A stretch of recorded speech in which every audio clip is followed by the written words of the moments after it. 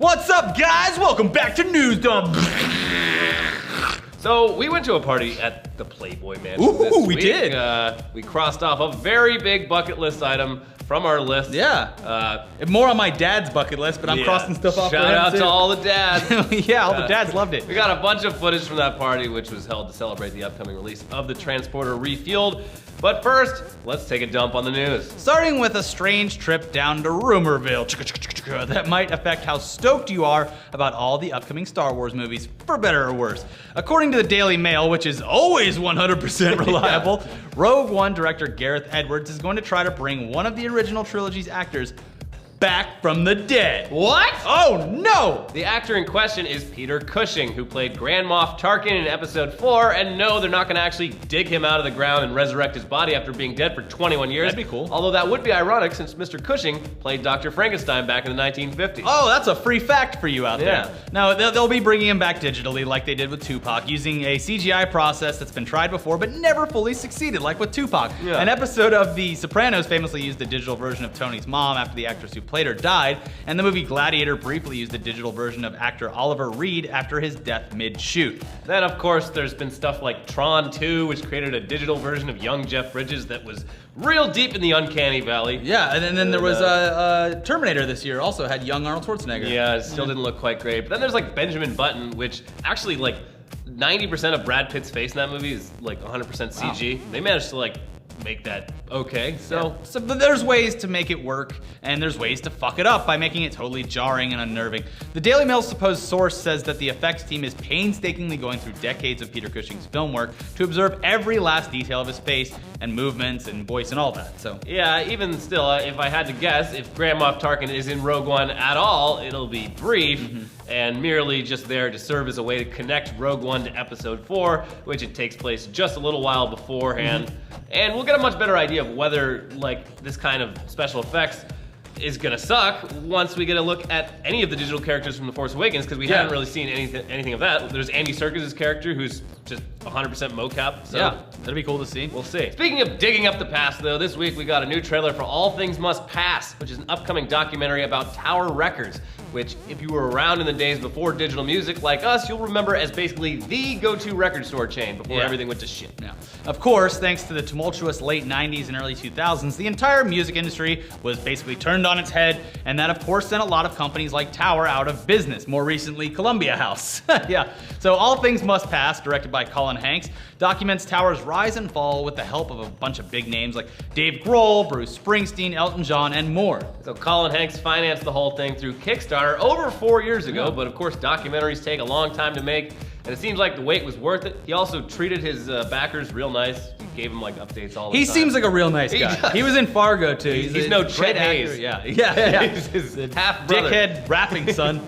Anyway, yeah, this movie's gotten a lot of buzz from festival screenings like South by Southwest, and it'll appear in theaters on October 15th, but assuming you don't have an indie theater in your town, which is likely, it'll probably make its way onto Netflix long after it'll be on VOD too, so if you really want it, it's like $3 or $4 and you can rent it. But in other trailer news, for some reason we still haven't talked about Trumbo yet on this show. You know, award bait season is fast approaching, and it looks like Bryan Cranston is finally getting his first big post-Heisenberg role as real-life screenwriter Dalton Trumbo, because no one remembers him in Godzilla because he was only there for a split second. Yeah, he was just in all these like little parts. It was cool, but... Anyways, tell him about Dalton Trumbo. Yeah, Dalton Trumbo was a successful author and screenwriter until the anti-communism hysteria of the 40s resulted in him being blacklisted from Hollywood and serving time in prison because he didn't want to rat out his friends. Yeah. He ain't no snitch. Yeah. Despite being blacklisted, Trumbo continued writing screenplays under pseudonyms, some of which were made into hugely successful films like Spartacus. The cast on Trumbo is pretty stacked itself, with people like Louis C.K., John Goodman, Helen Mirren, Diane Lane, Elle Fanning, and Michael Stuhlbarg, also rounding out the cast there. Yeah, so this comes out on November 6th, right when like Primetime award season. Yeah, primetime award season. So I'm sure we'll be seeing a lot more trailers for all the other holiday award season movie Blitzkrieg.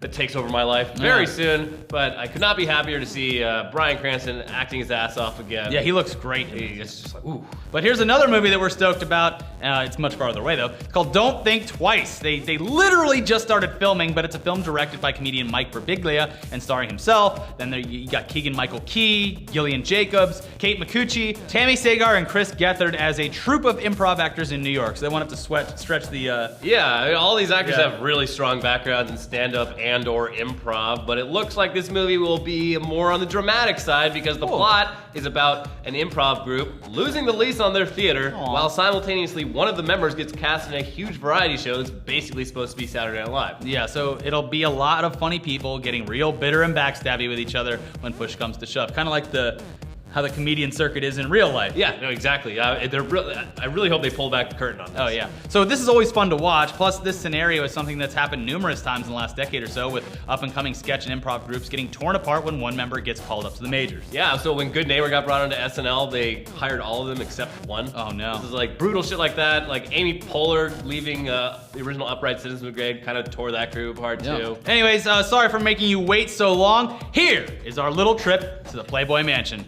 Guys,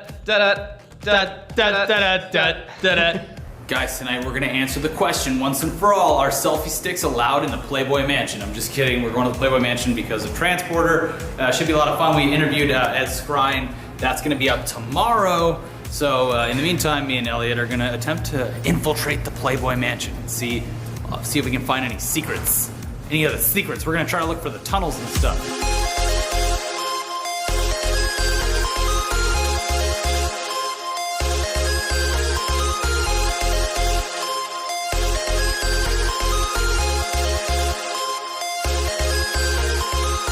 Let's be honest, we're drinking at the Playboy Mansion right now. My dad would love this. I think everyone's dad. Even a lot. I'm hearing that a lot. My dad would be so impressed.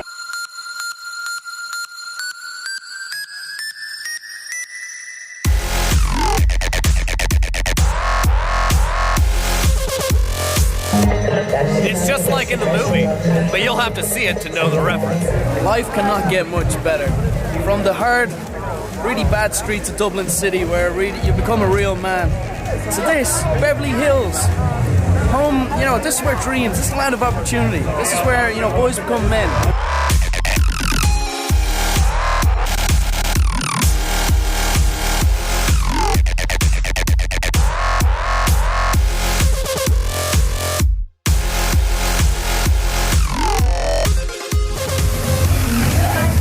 I mean, where are we at? We're in Playboy Mansion's grotto, which you may have seen on TV's The Girls Next Door and in your dreams. Can we have selfie stick adventures with you guys? It's also video. It's a video. It's taping a video. Have you guys been in the grotto before? Yes, many times. We were in the grotto for the first time tonight. It's very impressive. On full body. I was gonna say, you dip all the way in. I went baby.